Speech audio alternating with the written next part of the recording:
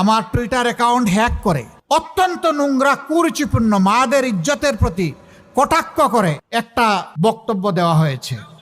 যে এইটা করেছে আমি আল্লাহ তাআলাকে বলবো যে আল্লাহ ওর বিচারটা তুমিই করো।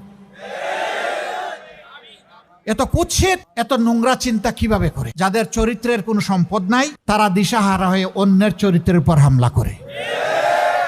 আসো নীতি দিয়ে, কর্মসূচি দিয়ে, পরিকল্পনা দিয়ে তোমার চরিত্র নিয়ে আসো, তোমার বক্তব্য তুমি পেশ করো, জাতি যাকে পছন্দ তাকে কবুল করবে।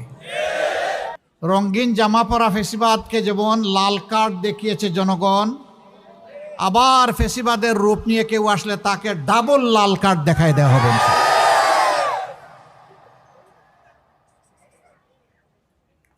জুলাইয়ের আন্দোলন এমনি এমনি হয় নাই। জুলাইয়ের 15 তারিখ ঢাকা বিশ্ববিদ্যালয় আমাদের কলিজা, সেই বিশ্ববিদ্যালয়ে